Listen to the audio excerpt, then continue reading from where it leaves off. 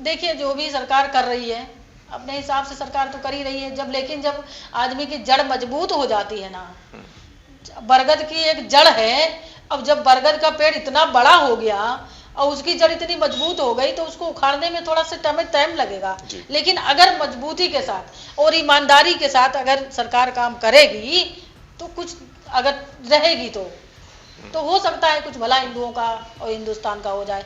बाकी कांग्रेस में तो 70 साल जो भी हुआ वो तो मुसलमानों के लिए हुआ। आज जो गड्ढा खोदा गया वो सिर्फ कांग्रेस के द्वारा खोदा गया। नमस्ते। आज हम हैं लखनऊ में कमलेश तिवारी जी के ऑफिस में भी, और यहीं पे 2019 में उनकी मृत्यु हुई थी। उनको, जैसे हमें सबको पता है कि 2 कट्टरपंथियों ने उनकी जान ले ली थी। तो आज हम बात कर रहे हैं उनकी धर्मपत्नी किरण से। तो नमस्कार।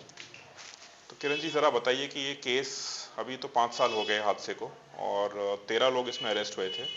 आई थिंक अगले साल 2020 से ही अब ये ट्रायल शुरू हो गया था। तो आज केस की क्या स्थिति है, कहाँ पहुंचा है मामला? देखिए, मेरे केस की स्थिति बहुत नाजुक है और हम ये जानते हैं कि जो भी हिंदूवादी लोगों की जो घटनाएं हुई हैं मुसलमानों के द्वारा, उनके साथ भी यही है। क्योंकि हम अभी गए थे बीच में उदयपुर, तो गए थे कन्हैयालाल से मिलने, वहाँ भी गए, वहाँ भी केस की वही स्थिति है जो कि हमारी है। लेकिन वहाँ की जो सरकार थी उस समय बहुत सपोर्ट उनका किया पैसे से भी, और वहाँ पर जो भाजपा सरकार आई उसी समय चुनाव होने वाला था, तो जो भाजपा सरकार है उसने भी सपोर्ट किया है। 2-2 बच्चों की नौकरी सरकारी दे दिया गया, 2-2 सुरक्षा गार्ड दे दिए गए, और कम से कम 50 लाख रुपया उनका कांग्रेस का मुख्यमंत्री उस समय दे करके आया था। तो उनकी व्यवस्थाएं बहुत अच्छी हैं। तो लेकिन केस उनका जयपुर में चल रहा है, लेकिन उनके आने जाने में असुविधा तो बहुत है, ये चीज़ मैंने देखा। तो वही स्थिति हमारे केस के बारे में है।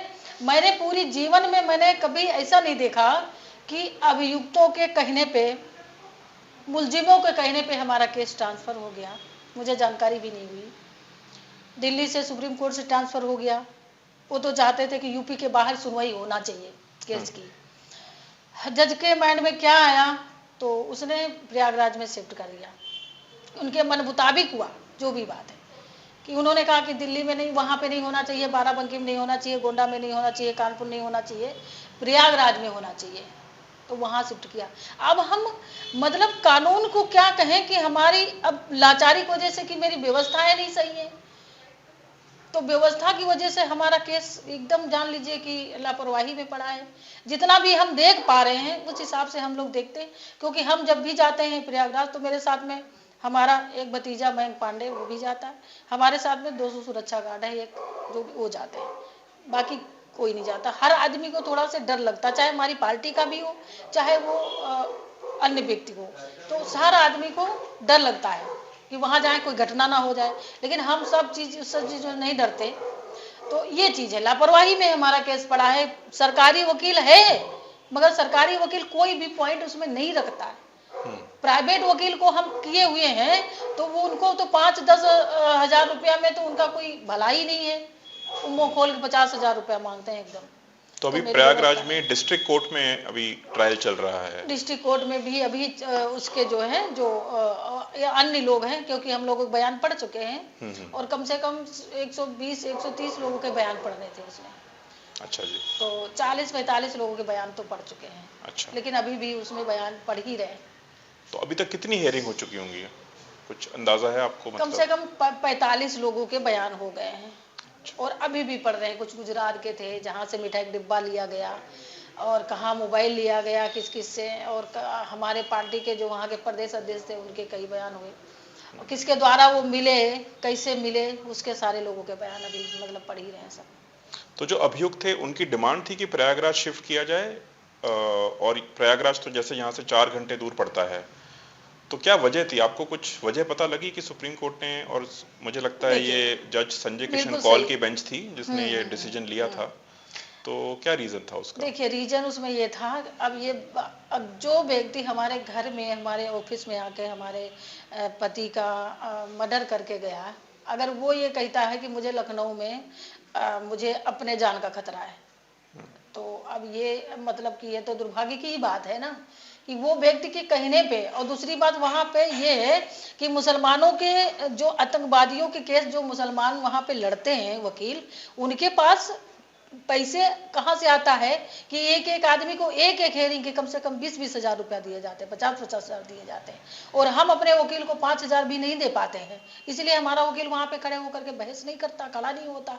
तो दुर्भाग्य हमारे साथ ये है कि हम लोग सब लोग थोड़ा से स्थिति के मारे हैं, और हमारे पास स्थिति इतनी नहीं है कि हम अपने वकील को, देखिए वकील ये कभी नहीं कि हमारे साथ घटना हुई है तो हमारे सिंपैथी में खड़े हो जाएं, सिंपैथी नहीं है ना उनके पास। उनको तो चाहिए पैसा, चाहे वो मर्डर किया हो उनसे वो, और चाहे हम तकलीफ में हैं, हमारे तरफ से हम मतलब हम दुखी हैं, तो हमारे तरफ से चाहे जो भी हो वकील खड़ा किया जाएगा।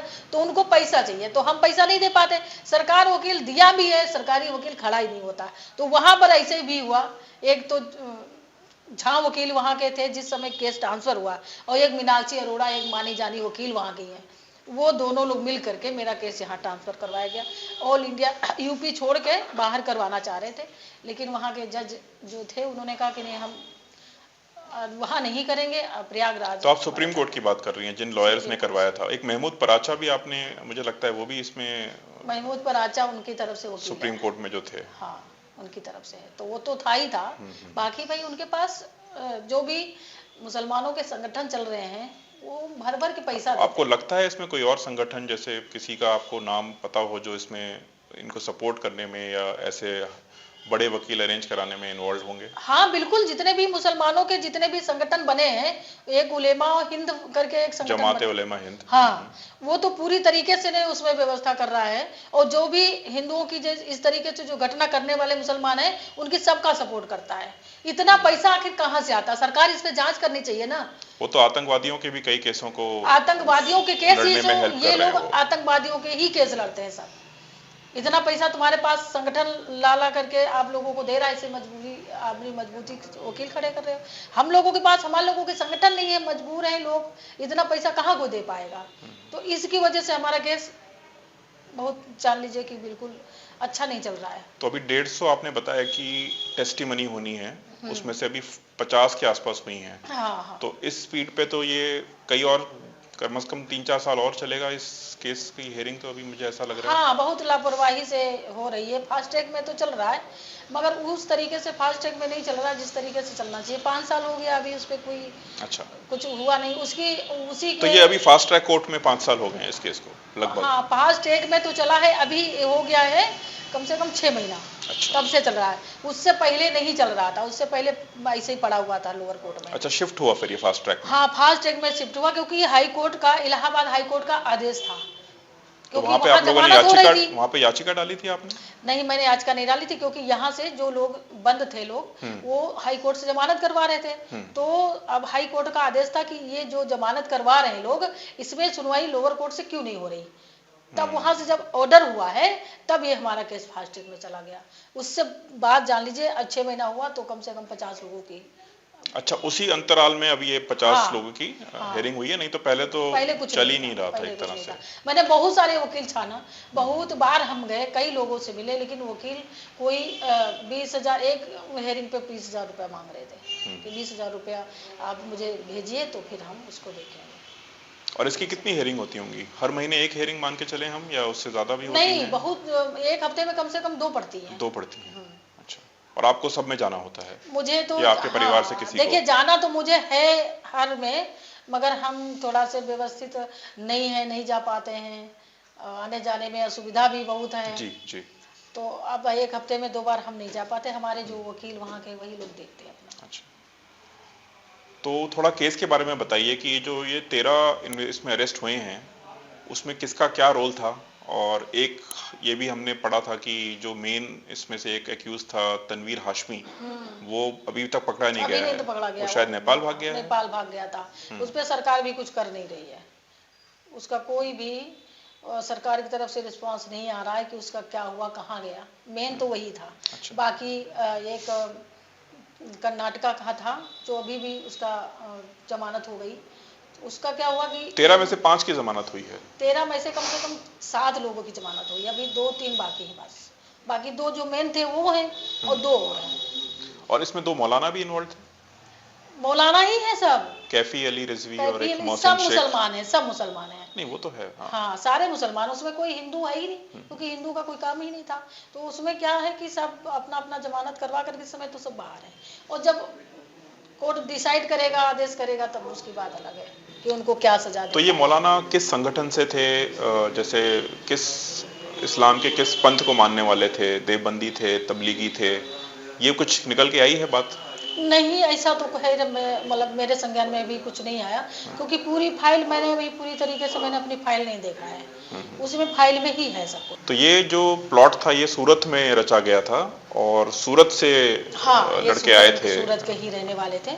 और इनका कनेक्शन तो हर जगह का है, फोन से कहाँ कहाँ का कनेक्शन इन्होंने जोड़ा रखा, कहाँ ये और जो काम मारने करता वाले था। थे वो मूलतः यूपी के ही थे, जो सूरत में जाके बसे हुए हैं कुछ दशकों से।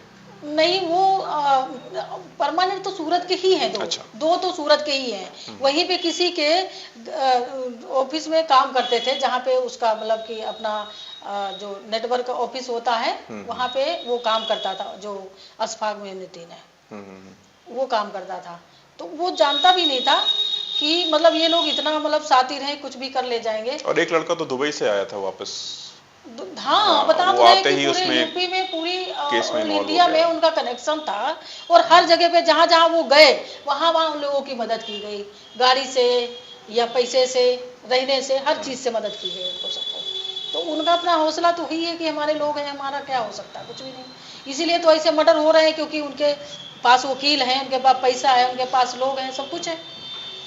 तो थोड़ा उस दिन का बताइए कि इसी कमरे में मर्डर हुआ था, तो कैसे आए थे वो लोग और असल कितने में लोग थे वो पहली बात तो हमारे गुजरात के प्रदेश अध्यक्ष हैं जयमीन दवे, उनके माध्यम से वो जुड़ा था। तो सोशल मीडिया अध्यक्ष उसको बनाया गया था। लेकिन वो क्या था कि जो उसने आधार कार्ड दिया गया था, उसने आधार कार्ड जो बनाया गया था वो हिंदू के नाम से बनाया था। जहाँ काम करता था उसी वही अपना कंप्यूटर से बनाया था उसने। अच्छा, तो वो हाँ। संपर्क में आया आपके वहाँ के पार्टी के किसी कार्यकर्ता के हाँ, साथ, प्रदेश उसने अध्यक्ष थे अपना उनके। हिंदू होने का पहचान, और आपने पहचान पत्र तक मांगी हाँ। वेरीफाई करने के लिए, और वो झूठा उन्होंने आधार कार्ड। झूठा आधार कार्ड बना करके दिया था। तो अच्छा। उन्होंने अपना उनको नियुक्ति वगैरह दे दिया था, फिर अपना जुड़ा रहा, वो फेसबुक से जुड़ा रहा, फिर हम तिवारी जी के फेसबुक से जुड़ा रहा वो। तो अब आदमी जय श्री राम अगर बोल रहा है और करावा पहन रहा है, तो हर आदमी ये चाहेगा कि ये हिंदू ही तो है। तो उनसे 6 महीना पहले से जुड़ा था सोशल मीडिया से। तो आपकी पार्टी का कार्यकर्ता से ही बन गया था वो? अब मेरे पार्टी का वो कार्यकर्ता ही बना था। अच्छा। इसीलिए तो उसके ऊपर विश्वास किया गया था ना, कि भाई ये मेरे पार्टी का कार्यकर्ता इतना बड़ा गेम खेलेगा, ये तो किसी को नहीं मालूम था। तो उसी से वो अपना बातचीत करता रहा, फिर सोशल मीडिया जुड़ गया तिवारी जी से। फिर तिवारी जी जब कार्यक्रम यहाँ रखे, क्योंकि वो जयमीन दवे भी उसको कभी देखा नहीं था, और जब भी कार्यक्रम में वो बुलाया था तो वो कार्यक्रम में कभी नहीं आया, सिर्फ उस नियुक्ति लेकर के सोशल मीडिया पे जुड़ना चाह रहा था सबसे, तो वो सबसे जुड़ गया था। तो जब यहाँ पे कार्यक्रम तिवारी जी ने 20 तारीख को रखा था, तो उसी कार्यक्रम में ये लोग आए थे। अच्छा। हाँ, तो उसी के सिलसिले में बात करने आए वो लोग यहाँ पे? उसी के सिलसिले में ही बात करने आए थे कि हम मतलब मुलाकात भी करेंगे और कार्यक्रम में भी शामिल हो जाएंगे। तो हमने जैसे सीसीटीवी में देखा था, उन्होंने भगवा कुर्ता पहना हुआ था, कलावा बांधा हुआ था। तो वो मतलब उनका तो मकसद ही था खत्म करने का। और इनके पास बहुत सारी ऐसी चीजें हैं, नेटवर्क है कि हर चीज ये कर सकते हैं। हम वहाँ लोगों के पास कुछ भी नहीं है, इनके पास कोई चीज की कमी नहीं है। आप जो चाहो, मतलब उनको वो चीज मिल सकती है जो वो चाहते हैं। आसानी से करके निकल गए, हम लोग कुछ नहीं कर पाए, क्योंकि हम लोग विश्वास में थे ना कि भाई हिंदू है, आया है, चाय पानी करेगा। जबकि तिवारी जी ने उनको खिलाया पिलाया सब कुछ, चाय भी पिलाई। और एक दिन पहले अपना त्योहार भी था, तो उसमें अपना बनाया, बड़ा बनाए थे, खाए पिए सब। अच्छा, उस दिन से पहले भी ये लोग आए थे यहीं पे? एक दिन पहले उन्होंने होटल में रुके थे। अच्छा। तो तिवारी जी को होटल में बुला रहे थे रात में। तो इन्होंने कहा कि नहीं, हम होटल में इतनी टाइम नहीं आएंगे, क्योंकि मेरा सुरक्षा गार्ड नहीं है, आप सुबह कार्यालय पे आ जाइएगा। तो फिर ये सुबह वही 12 बजे 11:30 बजे आए थे। अच्छा, उनका सुरक्षा गार्ड था? तिवारी जी का सुरक्षा गार्ड हाँ रहता था। कब से था उनके पास गार्ड? सुरक्षा गार्ड था उनके पास, इनके पर लगा था रासुका। एक साल ये शायद जेल में भी उसमें रखे गए थे सपा की सरकार हाँ, के टर्म में। हाँ, तो राजपाल लगा था, उसके बाद से फिर इनको तो सरकार ने सुरक्षा दे रखा था। उस समय जब सरकार थी अखिलेश यादव की, तो 1-1.5 महीना 2 महीना अच्छी सुरक्षा थी, कम से कम 10-12 लोग थे गनर। उसके बाद धीरे धीरे करके हट गए सब, एक ही बचा। तो अपना वो थोड़ा आने में देर हो गया, उसको आ नहीं पाया था। और तिवारी जी अपना बैठे थे, उनको भी इतना वो नहीं था कि हम कहीं बाहर जाते तब तो साथ में जाते ही है, अब घर में ऐसा कोई करके थोड़ी चला जाए। और जो जुड़ा हुआ है आपके साथ 6 महीने से, आपको लगता है हाँ, कि जब हमारे उससे बात भी हो रही, हमारे और कार्यकर्ता थे, उनसे भी बात वो करता था और सबसे बोलता था कि मुझे मिलने आना, मुझे मिलने आना। तो भाई हर लोग तो मना कर दिए कि भाई अभी हम यहाँ है नहीं, हम नहीं मिल पाएंगे। लेकिन ये तिवारी जी से संपर्क में टच में ज्यादा था, क्योंकि ये 5 साल से इनकी रचना ही चल रही थी कि मुझे इनको मारना है तो कैसे मारना है। धमकियां तो इनको बहुत आई होंगी, पहले से आ रही होंगी। धमकी बहुत आती थी, क्योंकि हम लोग भी यही थे, उनके साथ ही रुकते थे। तो धमकी तो उनको रोज आती थी कि तुमको मार देंगे, तुमको काट देंगे, तुम्हारी जबान काट लेंगे, तुम्हारे परिवार को मार देंगे। तो हम लोग भी डरते थे कि ऐसे ये लोग बोल रहे हैं, रात बिरात अगर आ भी जाएंगे तो हम लोग क्या कर लेंगे, हम लोगों के पास कुछ तो है नहीं। तो कहा अरे आप डरो मत, ये लोग साले कभी नहीं आ सकते, इनकी हिम्मत है कि आकर के सामने से कुछ करके चले जाएं। तो हम लोग तो लापरवाही, और अगर ये कोई दूसरा रूप बना करके आते तो कभी जिंदगी में नहीं आ सकते थे। तो इन्होंने यही रूप अपनाया कि भगवा पहन के चलो, भगवा में आदमी मान लेगा कि ये हिंदू ही है जी। और चल करके जो ये पहचान छुपा के जो क्राइम हाँ। करते हैं, ये तो हर तरफ फैला हुआ है, लड़कियों को फंसाने में भी। और कर्नाटका जो था, कर्नाटका का वो सैयद आसिम अली, उसका रोल ये था कि वो जब इन्होंने कांड कर दिया है, उसी समय उसने वीडियो बना करके डाला था, उसने उस समय अपने यूट्यूब चैनल पे चलाया था। अच्छा, इनका मर्डर करते हुए वीडियो भी बनाया गया था? हाँ, वीडियो बना करके लेकर गए थे पूरा। अच्छा, जैसे कन्हैया लाल को मारने के बाद वहां भी वीडियो डाला गया था, तो यहाँ भी वीडियो डाला गया था। वीडियो तुरंत उठा करके उसको दिया गया, वो थोड़े सोशल तो एक ने मारा, दो आए थे मारने वाले, और एक वीडियो बना रहा होगा। दो थे तो दोनों मतलब अपनी अपनी जगह पे दोनों ने काम किया। किसी ने मुंह पकड़ लिया, किसी ने कुर्सी पर दबा लिया, क्योंकि यही कुर्सी थी, जी। यही बेंच थी, यही जगह थी। तो आदमी अब कुर्सी पर बैठा है, और अगर दोनों तरफ से 2 लोग आकर के पकड़ लेंगे तो आदमी ना तो बोल पाएगा, ना तो कहीं भाग पाएगा। और हम लोग तो उसमें रहे कि बच्चे, मेरा ड्राइवर भी था, एक सौराष्ट्र था, कुशीनगर का लड़का, वो भी यहीं रहता था, हम भी थे, 4 लोग हम भी थे यहाँ पे। अच्छा, घर इसी घर में थे हाँ, आप लोग? यही थे, पीछे पर आवाज आवाज नहीं आई कोई? लेकिन मुझे कोई आवाज नहीं आई। उन्होंने मुंह दबा लिया उनका, क्योंकि कुर्सी पर उनको इस तरीके से मुंह दबाकर बैठाला गया, क्योंकि जब उन्होंने गोली मारी उस समय गोली की भी आवाज नहीं आई, क्योंकि उस समय त्योहार चल रहे थे दीपावली के। तो ऐसा होता है कि बच्चे लोग थोड़ा थोड़ा पटाखे फोड़ने लगते हैं। जी। है ना, पटाखे फोड़ने लगते हैं। अब करवा जैसे आए, त्योहार हुआ, तो उसी में लोग पटाखे फोड़ने लगते बच्चे लोग, तो उसमें वो पटाखे लोग फोड़ते रहते थे।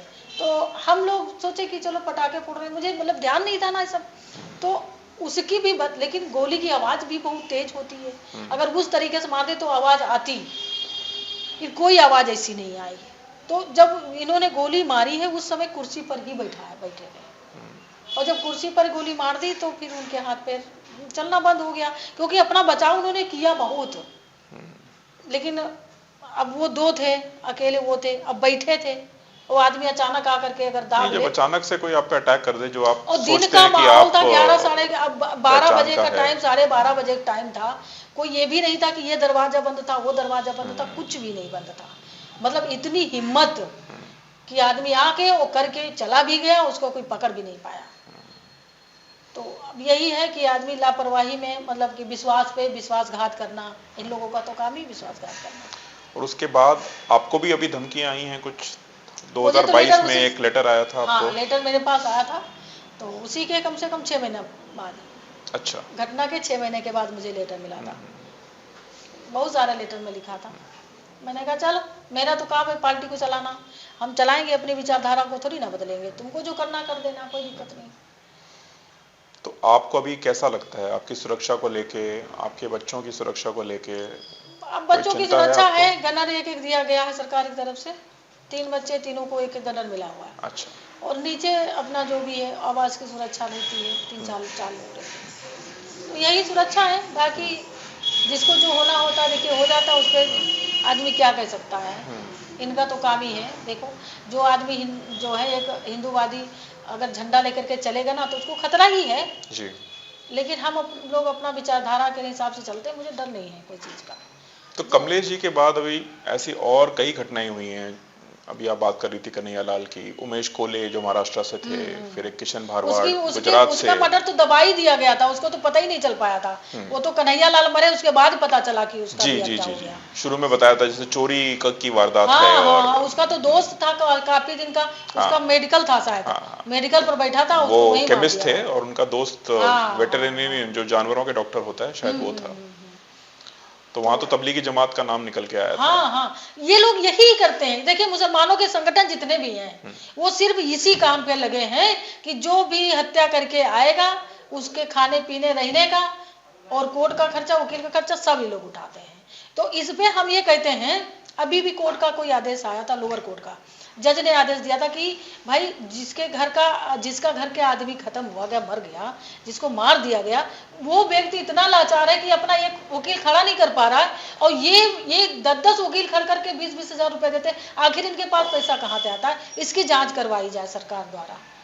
तो उसकी जांच भी शायद सरकार करवा भी रही है। अगर इनके संगठन बंद हो जाए जितने चला रहे हैं तो इनकी जो पैसा देने का जो सिस्टम है वो खत्म हो जाएगा, कोई मदद भी नहीं कर पाएंगे इस तरीके से। तो जो इनका इकोनॉमिक मसल है, जो पावर है, उसको तोड़ने की, हाँ, और इसमें कहीं ना कहीं गैर कानूनी तरीकों से भी इनकी मनी सप्लाई आती होगी, हवाला है। मतलब इनके पास इतनी चीजें हैं ना कि इनके सऊदीया में लोग कमाते हैं और वहां से पैसा भेजते हैं। तो इनके आज मदरसे देख लो, इनकी मस्जिद देख लो, आज इतनी जगह में जो बनी है वो इतनी जगह में बनी है, ठीक। और पैसा वो जो भेजते रहते हैं वो यहाँ गैर कानूनी काम ये लोग करते रहते हैं। तो इनके पास बहुत सारा पैसा जो आने वाला है ना, तो सारे रास्तों से इनके पास पैसा आता है। तो ये लोग मजबूत हैं और हिंदू बेचारा अपना कमाता खाता, वो कहाँ से मजबूत हो जाएगा? तो जो जांच की आप बात कर रही हैं कि इनका जो नेटवर्क है उसकी जांच हो, तो अभी जैसे एक मौलाना कलीम सिद्दीकी का पता लगा था कि वो भी एक बड़ा गिरोह चला रहे थे धर्म परिवर्तन का काम करने के लिए, उस पर एक्शन हुआ। तो कुछ आपको लगता है कुछ बदलाव हुए हैं पिछले कुछ सालों में इन चीज़ों पे? देखिए, जो भी सरकार कर रही है अपने हिसाब से सरकार तो कर ही रही है, लेकिन जब आदमी की जड़ मजबूत हो जाती है ना, बरगद की एक जड़ है, अब जब बरगद का पेड़ इतना बड़ा हो गया और उसकी जड़ इतनी मजबूत हो गई तो उसको उखाड़ने में थोड़ा सा टाइम लगेगा। लेकिन अगर मजबूती के साथ और ईमानदारी के साथ अगर सरकार काम करेगी तो कुछ अगर रहेगी तो हो सकता है कुछ भला हिंदुओं का और हिंदुस्तान का हो जाए।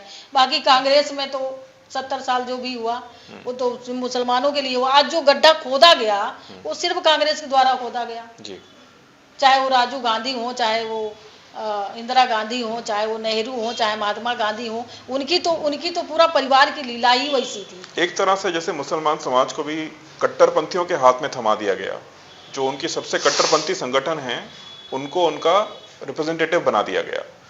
और वही वजह है जो आप बता रहे हैं ना, कि मदरसों में जो जिस तरह की तालीम मिलती है तो इनके बच्चे तभी वो उनको उनके मदरसों में यही सिखाया जाता है। देखिए, आज के 20-20 साल के आज मतलब कि ऐसा दिन नहीं हो रहा है कि जहाँ पे कोई घटना ना होती हो। इधर काफी दिन पहले देखो एक लड़के को जयपुर में चाकू भोग करके मार दिया गया था, 18-20 साल का लड़का था वो। इनकी मानसिकता ही मदरसे में बदलाई जाती है और इनको कट्टरपंथी जो इनको सिखाया जाता है वो उनके मदरसों में ही सिखाया जाता है। तो इनकी मानसिकता ही वैसी है। हमारे बच्चों को चाकू पकड़ना नहीं आता है और ये लोग इस तरीके से चाकू पकड़ करके इंसान को मार देते हैं, इनको रहम जरा से भी नहीं है। तो इनको तालीम वहीं भी दी जाती है। तो इस तरीके जो मदरसे चल रहे हैं इस पे सरकार संज्ञान ले। मस्जिदों में क्या होता है, मस्जिदों में भी इनके बम तलवारें सारी व्यवस्था तो मस्जिदों में रखी रहती हैं। ये जब भी नमाज पढ़ने जाते हैं शुक्रवार को, तभी खड़े होकर के कहो तलवार निकाल करके अगल बगल के हिंदू उनको डरवाना शुरू कर दें। तो सरकार अगर अच्छे से ईमानदारी से काम अगर करेगी तो कुछ दिन लगेगा, लेकिन इनकी दब धीमी हो जाएगी। और ये जो सर तन से जुदा के नारे उठते रहते हैं समय समय पे, और अब तो इतना आम हो गया कि सड़कों पे भी और सोशल मीडिया पे भी किसी भी चीज़ को लेके, नुपुर शर्मा को लेके टारगेट किया गया। अभी महाराष्ट्र में एक रामगिरी महाराज हैं संत, उनके एक वक्तव्य को लेके बड़ा आंदोलन चलाया। तो इस पे भी आपको क्या लगता है कि ये ओपनली जो डिमांड करी जाती है, जबकि कानून में ऐसी कोई व्यवस्था नहीं है कि अगर आप आपको कुछ आहत भी हुए हैं आप, तो कोर्ट के पास जाना होता है आपको। आप ये नहीं बोल सकते कि किसी का सर तन से जुदा कर दो। तो इस पे आपकी क्या वो है राय? देखो, सर तन से जुदा उनका तो देखिए, उन जो कहते हैं ना वो करते हैं, ये चीज तो है। पर इस पे बैन लगना चाहिए, आपको लगता है ऐसी डिमांड रेज बिल्कुल करने भी पे? बैन लगना चाहिए। जो सरकार इसमें नहीं संज्ञान ले पा रही है उसको इस पे बैन लगना चाहिए बिल्कुल। इस तरीके के नारे तुम हिंदुस्तान में लगा रहे हो, हिंदुस्तान को डरवा रहे हो, लेकिन वो जो कहते हैं ना वो करते हैं। हिंदू है लाचार, हिंदू कुछ कर नहीं पाता है। और सरकार क्या है, हिंदू घबराता है या उसके घर का कोई मर्डर होता है या उसके उसके क्षति पहुंचाई जाती तो वो क्या करता है, वो जाता है कोर्ट। और कोर्ट जाता है तो कोर्ट में क्या न्याय मिलता है बताइए? कोर्ट में तो कोई न्याय नहीं है। और सरकार क्या सुनती है? सरकार कुछ नहीं सुनती है। सरकार क्या कहती है, गोली मारेगी तो घुटनों में मारेगी, घुटनों में गोली मार करके उनको 6 महीना जेल में रहते हैं, 6 महीने बाद छूट के चले आते हैं, फिर वही अपराध करते हैं। घुटनों में मार करके उनका अपराध थोड़ी ना कम कर पाओगे तुम। तो इस पे कानून जो बना हुआ है ना, कानून अपने देश का कानून ही बेकार है। सीधी बात है, हम बताते हैं। हमारे देश का कोर्ट कचहरी थाना पुलिस सब बेकार है, कुछ नहीं अच्छा है। कहीं भी तुम जाओगे सुनवाई कहीं नहीं है, सिर्फ शायद कानून आदमी है, की। शायद कानून है, पर उनका जो इम्प्लीमेंटेशन है या उनको जो फॉलो करना होना चाहिए जिस तरह आज से। ताकतवरों के लिए कानून है, ईमानदार गरीब आदमी है उसके लिए कोई कानून नहीं है। अगर कानूनी हो तो गरीब आदमी को न्याय ना मिले। आज कहाँ किसी को न्याय मिलता है? जिसके पास पैसा है, जिसके पास ताकत है, जिसके लोग हैं, उसी की कानून चलती है आजकल। तो न्याय सरकार प्रणाली भी में सुनती बहुत नहीं बड़ा है, कोर्ट रिफॉर्म भी की सुनता आवश्यकता नहीं है। न्याय प्रणाली में बहुत आवश्यकता है रिफॉर्म की। बिल्कुल है। गरीब आदमियों को अगर उसके पास पैसा नहीं है तो उसकी कहाँ सुनी जाती? थाने में जाओगे तो पैसा लो, अब 20 आज पकड़ाओ 20,000 तो तुम्हारी FIR लिखी जाएगी, नहीं पकड़ाओगे तो तुम्हारी FIR भी नहीं लिखी जाएगी। तुम कितने दिन चिल्लाओगे, रोओगे, महीना 2 महीना चुपचाप अपने घर में बैठ जाओगे। किसी की बहन बेटियों को भगा करके लेके चले जाते मुसलमान। अब उनके पास ताकत हुई, दे दी 50,000 रुपया, थाने में तुम्हारी सुनवाई नहीं है। तो क्या है कानून बताओ? यही कानून है हमारे देश का। इससे अच्छा तो साले सऊदिया का कानून है कि चोरी करोगे तो हाथ काट देंगे, गलत करोगे तो सर काट देंगे, बीच रोड पे काटते हैं। वो कानून अच्छा है। हमारे देश का क्या कानून अच्छा? सेकुलर कानून है हमारे देश का। तो गरीबों को यहाँ न्याय कहाँ से मिलेगा? हमारे सबके जैसे बहुत ऐसे पड़े हैं जिनको न्याय नहीं मिल रहा है। तो ये चीज में सुधार करना जरूरी है कि जो गरीब है उसको क्या न्याय नहीं मिलेगा क्या? फिर वो गरीब आदमी अमीर कैसे बन जाएगा? वो तो गरीब का गरीब ही रहेगा ना। क्या उसके साथ अन्याय नहीं होता है? सरकार को संज्ञान लेनी चाहिए इस बातों पे, और इन लोगों पे थोड़ा से ऐसा व्यवस्था करे कि लोगों के जो संगठन पैसा दे दे करके वकील खड़ा करते उस पर थोड़ा से जांच करवाएं, ऐसे संगठन को बंद करवाएं, पैसा देना बंद हो जाएगा सबको। तो ये बताइए जरा, हिंदू समाज पार्टी कमलेश जी ने कब बनाई थी और अब उसका काम कैसे आप लोग आगे लेके जा रहे हैं? देखिए, हिंदू समाज पार्टी है 1992 की बनी, पुरानी पार्टी है।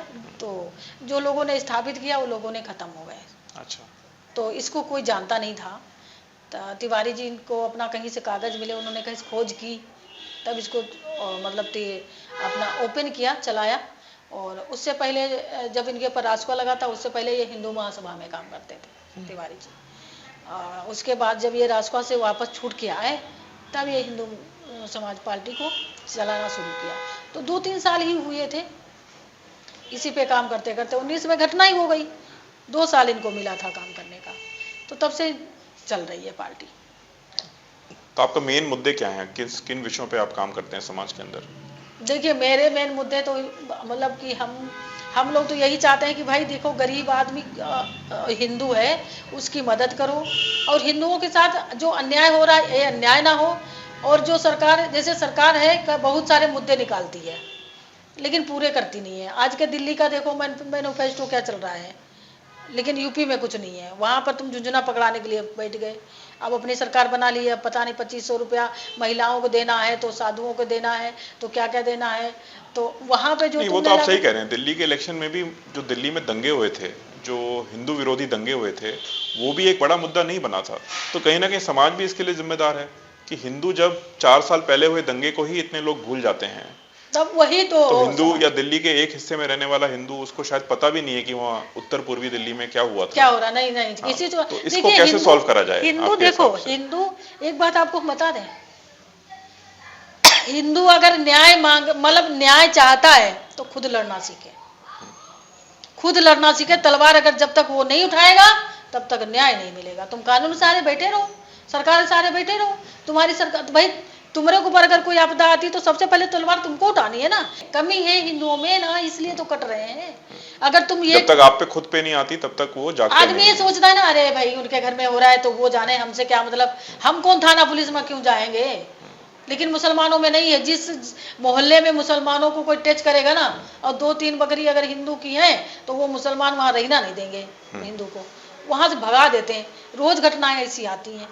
और उसी मोहल्ले में अगर एक वही हिंदू अगर रहे, एक मुसलमान हो, तो अगर उस मुसलमान ने हिंदू को मारा तो उत्तर पर एरिया हिंदुओं की बोलेगी नहीं। डरपोक है ना, जैसे डरपोक होता है वो है हिंदू। ये जानकारी की कमी है, कहीं अपने पास कोई सिस्टम नहीं है लड़ने के लिए तैयार नहीं है, और लड़ोगे नहीं ना तो मारे जाओगे। इनको तो आज नहीं तो कल, क्योंकि मुसलमान तुमको मार डालेगा, छोड़ेगा नहीं। अभी तो मोदी जब तक है थोड़ा बहुत दबा है, और जिस दिन अगर इनकी सरकार खत्म हुई गई उस दिन तुमको अगर अखिलेश की या कांग्रेस की आ जाएगी ना, तो जैसे बांग्लादेश में स्थिति हुई थी वो स्थिति होगी यहाँ की। जब तक लड़ना नहीं सीखेगा ना हिंदू, तब तक के वो कभी कुछ नहीं कर सकता। वो सिर्फ अपना चाहता है कि मैं सुबह जाऊं नौकरी पे, वहां से आऊं, रात में खाऊं पीऊं, बच्चों के साथ सो जाऊं। तो कब तक चलेगा भाई। अभी तुम्हारी जिंदगी अभी है इतनी दिन की, तुम जी लोगे, उसके बाद तुम तो खत्म, तुम्हारे बच्चे आएंगे वो नहीं जी पाएंगे। अच्छा, हमारे धार्मिक संगठन आपको लगता है समाज में इन विषयों पे बात करते हैं, समाज को थोड़ा गाइडेंस देते हैं? जैसे इनके मौलाना जो काम करते हैं हर शुक्रवार को, मान लीजिए पैलेस्टीन में कुछ हो रहा है तो उसकी भी यहाँ पे चर्चा होगी लखनऊ में या कर्नाटक में, नहीं करते हैं। तो इसके लिए क्या आपका सोल्यूशन है, क्या कर सकते हैं? कोई भी नहीं करता है। इतने संत हैं हमारे देश में, हमारे देश में कितने संत हैं बताओ। जैसे एक मौलाना मस्जिद में बैठ करके और अपने बच्चों को वो सिखाता है कि हिंदू कहीं मिले उसको मार दो, उनकी बहन बेटियों को ले आओ, उनकी संपत्ति लूट लो, ये सिखाता है वहाँ बैठ के। और हिंदू से कभी दोस्ती मत करो क्योंकि वो काफिर हैं, ये सिखाता है। लेकिन अपने संत जो है ना, संत है ना, वो कुछ नहीं सिखाते। उनके पास टाइम ही नहीं है। तो वो भी एक बड़ा मुझे लगता है जरूरत है उस चीज को बदलने की, अगर आपको समाज में वो जागरूकता लानी है। उनके पास देखिए टाइम ही नहीं है, क्योंकि वो इतने खाली वो देखिए वो कि सिर्फ बातों से आदमी को रखेंगे, भाषण देंगे, अच्छी अच्छी बातें सिखाएंगे, भागवत कथा बताएंगे, आदमी उसी में मस्त रहता है।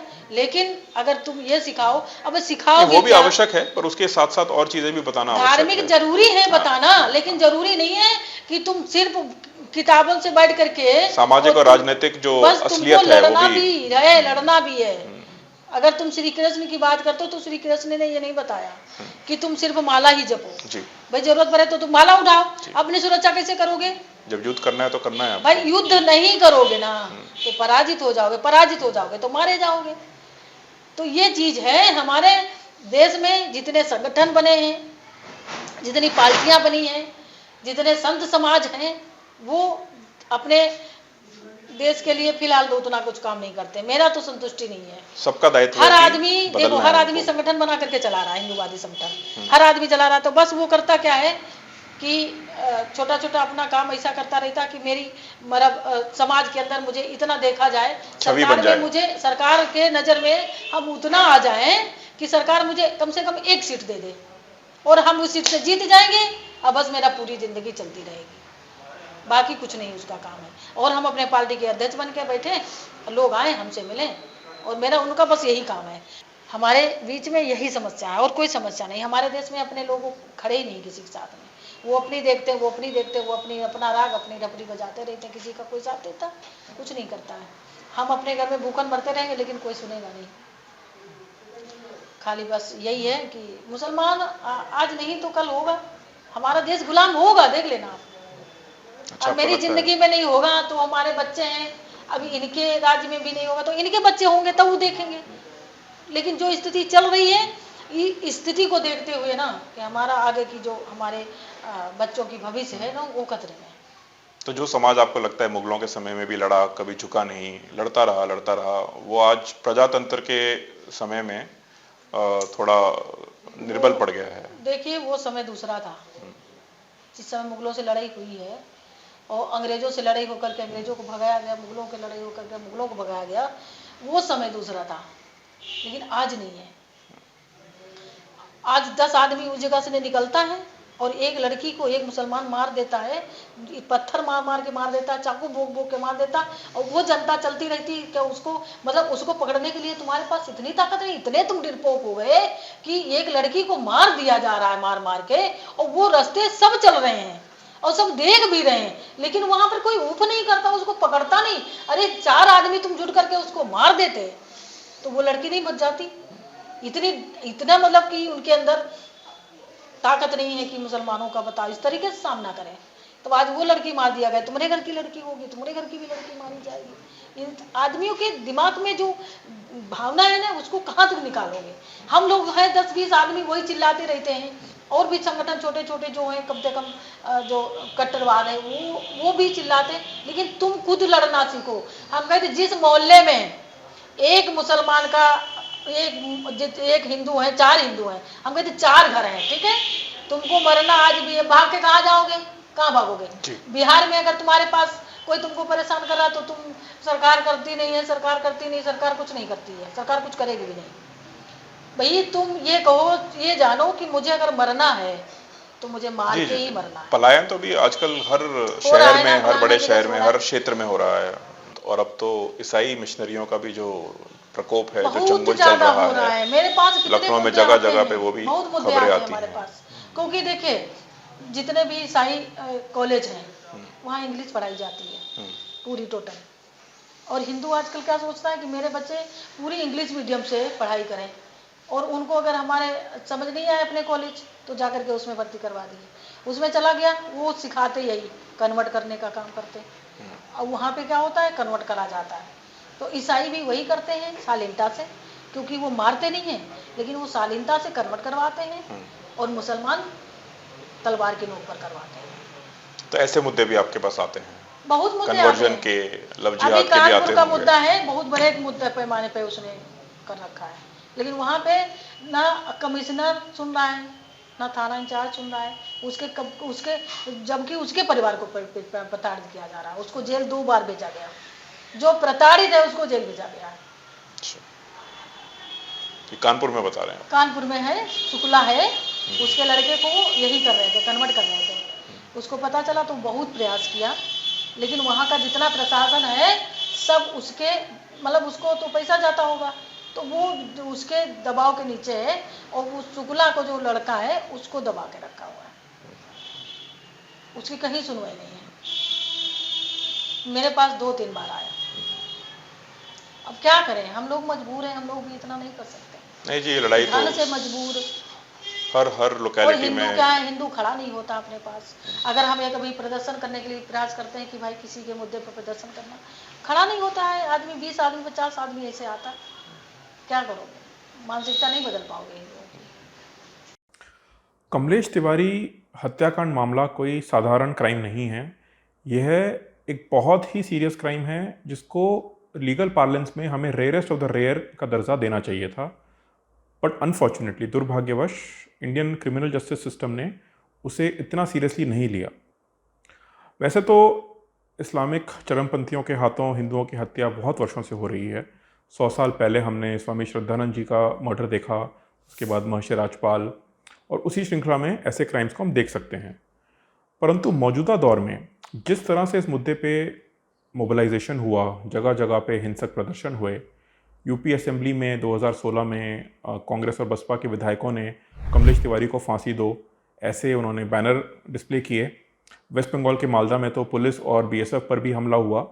तो ये सब देखते हुए बहुत वर्षों में ये बहुत अनप्रेसिडेंटेड मोबिलाइजेशन था। अब इस केस के बारे में 2 और चीज़ें हैं जो आमतौर पर लोग याद नहीं रखते। पहली बात यह कि कमलेश तिवारी ने जो एलिजिडली बात बोली वो समाजवादी पार्टी के आज़म खान के एक बहुत ही आपत्तिजनक स्टेटमेंट के रिस्पॉन्स में था, जिसमें आज़म खान ने कहा था कि जो हिंदू ब्रह्मचर्य का पालन करते हैं, आजीवन समाज सेवा में समर्पित रहते हैं, वो सेक्सुअली फ्रस्ट्रेटेड हैं और उन्हें हिंदू साध्वियों से शादी कर लेनी चाहिए। दूसरी बात यह है कि जब ये मामला उठा तो तुरंत कमलेश तिवारी को उस समय की तत्कालीन सपा सरकार ने 1 साल के लिए रासुका नेशनल सिक्योरिटी एक्ट जैसे सख्त कानून के अंडर इनको जेल में डाल दिया। तो जेल में रहे 1 साल। और उस समय जो ये मामला था, जो हेट स्पीच के लॉज हैं इंडिया के, उस समय आईपीसी 295 के अंडर मैक्सिमम पनिशमेंट था 2 साल की कैद और फाइन। 1 साल जेल में रहे, उससे निकलने के बाद भी केस चल ही रहा था। पर इस्लामिस्ट इकोसिस्टम ने तो पहले ही बात साफ कर दी थी कि इंडियन लॉ से उन्हें कोई लेना देना नहीं। उनके लिए यहाँ पे जस्टिस है सिर्फ या तो फांसी दो या सर तन से जुदा करो। उस इस्लामिस्ट इकोसिस्टम ने बहुत मेथोडिकली, बहुत प्लानिंग के साथ ये पूरा प्लान बनाया। जो मेन एक्यूज अशफाक, उसने एक हिंदू आइडेंटिटी रोहित सोलंकी के नाम से एक फेसबुक अकाउंट बनाया। उन्होंने अपने हिंदू समाज पार्टी, जो कमलेश तिवारी जी की पार्टी थी, उसके कार्यकर्ताओं का विश्वास जीता, कमलेश तिवारी जी के साथ एक रिलेशनशिप बनाया। और फिर जैसे हमने सुना किस तरह से उनके साथ विश्वासघात हुआ और उनको बहुत ही बर्बर तरीके से उनकी हत्या की गई। अलग अलग राज्यों में जो अक्यूज़ थे उनके लिंक्स थे, गुजरात में, कर्नाटक, यूपी और यहाँ तक कि नेपाल। और जिस तरह से ये क्राइम प्लान हुआ, एग्जीक्यूट हुआ, उसमें साफ दिखता है कि एक बहुत ही पावरफुल सपोर्ट सिस्टम के बिना ये पॉसिबल नहीं था। और क्राइम करने के बाद भी अब वही इकोसिस्टम इनको लीगली रिप्रेजेंट कर रहा है। तो आज इस हत्या के 5 साल के बाद भी अभी भी केस ट्रायल स्टेज पे है। आधे एक्यूज़ तो बेल पे बाहर हैं। यहाँ तक कि सुप्रीम कोर्ट ने एक्यूज्ड के पिटिशन पे केस को ट्रांसफ़र भी कर दिया लखनऊ से प्रयागराज। अब इंटरेस्टिंगली उसी सुप्रीम कोर्ट ने बंगाल के जो पोस्ट पोल वायलेंस के केसेस थे, उन्हें सीबीआई के कहने पर, जब सीबीआई ने रिक्वेस्ट करा कि वेस्ट बंगाल में स्थिति बहुत हॉस्टाइल है, वहाँ पे ये केसेस प्रोसिक्यूट नहीं हो सकते, तो उन्होंने मना कर दिया था ट्रांसफ़र करने से, ये बोलते हुए कि हम पूरे स्टेट की जुडिशरी की कॉम्पिटेंस को क्वेश्चन मार्क के अंडर नहीं ला सकते, इसलिए हम इसको ट्रांसफ़र नहीं कर सकते। और यह निर्णय तब आया था जब वेस्ट बंगाल में लॉ एंड ऑर्डर का जो कंप्लीट ब्रेकडाउन है, ये हमें कई सालों से दिख रहा है। और वहाँ पे रिकॉर्डेड एविडेंस है कि भाई जजेस तक को वहाँ पे धमकाया जाता है, उन पे प्रेशर बनाया जाता है टीएमसी लीडर्स और वर्कर्स के द्वारा। तो क्योंकि इस मामले में हमने एक टाइम बाउंड मैनर में, आप 2 साल लगाइए, 4 साल लगाइए, 5 साल लगाइए, बट ऐसे सीरियस क्राइम्स को आप फास्ट ट्रैक बेसिस पे इनको आप ट्रायल्स को ख़त्म करें और अपील्स प्रोसेस को भी ख़त्म करें। उदाहरण के लिए, हम अगर यूएस में एक आतंकवाद का मामला था 2009 में, अंडरवेयर बॉम्बर का केस हुआ था, जहाँ पे एक मुस्लिम युवक ने अपनी अंडरवेयर में एक्सप्लोजिव छुपाकर एक प्लेन को ब्लो अप करने की कोशिश करी थी। वो असफल रहा। उसके बाद जो केस चला 2011 अक्टूबर में, उसको जजमेंट हो गया, कन्विक्ट हो गया, वो लाइफ इम्प्रिजनमेंट का सेंटेंस मिला। और 2014 जनवरी तक उसका फेडरल अपील्स कोर्ट ने भी उसकी अपील को डिसमिस कर दिया और जजमेंट को अपहोल्ड किया। तो 4 साल 1 महीने के अंदर पूरा मामला आपका उसको ड्यू प्रोसेस के अंडर यूएस कोर्ट्स ने उसको रिजॉल्व कर दिया। पर क्योंकि भारत के क्रिमिनल जस्टिस सिस्टम ने इतने सीरियस क्राइम को भी अभी तक प्रोसिक्यूट नहीं कर पाए हैं, कन्विक्शंस अभी तक कुछ नहीं हुए हैं, तो उसका नेचुरल कॉन्सिक्वेंस है कि जो ऐसे कट्टरपंथी तत्व हैं उनके हौसले और बुलंद हुए। और उसके बाद हमने देखा है कि इस तरह की और बहुत सारी हत्याएं हुई हैं, जैसे कन्हैया लाल, उमेश कोले, किशन भारवाड़, हर्षा, प्रवीण नेत्तारू इत्यादि। तो इस तरह हम देखते हैं कि जो इस्लामिस्ट कट्टरपंथी जिसको टारगेट बनाते हैं, उस पर तुरंत पुलिस कार्रवाई भी होती है और साथ ही साथ वो एक्स्ट्रा जुडिशियल वायलेंस का भी टारगेट बन जाता है। दूसरी तरफ एंटी हिंदू हेट स्पीच आज भारत में पूरी तरह से नॉर्मलाइज कर दी गई है, चाहे वो पॉलिटिकल डिस्कोर्स हो, मीडिया हो, एंटरटेनमेंट मीडिया हो, और सोशल मीडिया पे तो आपको रोज़ाना ऐसे केसेस दिखेंगे। पर उस पर भी जब कुछ हिंदू या हिंदूवादी संगठन उस पर प्रोटेस्ट करते हैं, केवल लीगल एक्शन डिमांड करते हैं, तो भी उन्हें एक्सट्रीमिस्ट की तरह दर्शाया जाता है। उन्हें बोला जाता है कि आप इतना क्यों रिएक्ट करते हैं, इग्नोर करना सीखिए। अगर कोई पुस्तक या कोई मूवी आपको अच्छी नहीं लगी तो उसका जवाब पुस्तक और मूवी से दीजिए। परंतु ये बातें दूसरी तरफ के लोगों को नहीं बोली जाती। मुनावर फारूकी नाम का एक so called stand up comic है, उसने हिंदू देवी देवताओं और हिंदू धर्म के बारे में अपमानजनक बातें बोली। गोधरा कांड में जो हिंदू परिवार और जो हिंदू जलाए गए थे, उस हादसे के बारे में भी उसने उसका मजाक उड़ाया। उस पर केस हुआ, मध्य प्रदेश हाई कोर्ट ने उसको बेल देने से मना किया।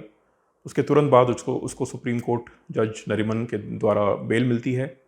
जेल से आने के बाद उसे पूरी तरह से सपोर्ट मिलता है सारी सेकुलर पार्टीज़ का। जो एंटरटेनमेंट मीडिया चैनल्स हैं उसको प्लेटफॉर्म देते हैं, उसको रियलिटी टीवी शोज़ में पार्टिसिपेट करने को मिलता है। और अभी जियो हॉटस्टार, जो मुकेश अंबानी जी का चैनल है, OTT प्लेटफॉर्म है, उसमें उसका एक नया so called news satire show start हुआ है। तो ये जो डबल स्टैंडर्ड्स हैं, जो हिपोक्रेसी है, ये अब छुपाई नहीं जा सकती। ये आम लोगों को साफ दिख रहा है और ये प्रश्न बार बार उठता है कि जो हमारे इंस्टीट्यूशंस हैं, जो क्रिमिनल जस्टिस सिस्टम है, जो हमारा एलीट और एफ्लुएंट क्लास है, चाहे वो बिज़नेस से हो, एकेडमिया से हो, क्रिकेटर हों, बॉलीवुड स्टार्स हों, इन सब के ऊपर एक प्रश्न चिन्ह है कि आपको हिंदू पीड़ितों का दर्द क्यों नहीं महसूस होता, क्यों आपको कमलेश तिवारी, कन्हैया लाल, उमेश कोले जैसे परिवारों के साथ आपकी कोई संवेदना नहीं है, जो रोज़ हिंदू बच्चियां टारगेट हो रही हैं, मारी जा रही हैं, उनके प्रति आपकी क्यों कोई संवेदना नहीं है। तो यह जो माहौल एक तरह से देश में बन रहा है, यह चिंताजनक है और हमें जल्द ही इन सवालों के हमें उत्तर ढूंढने पड़ेंगे।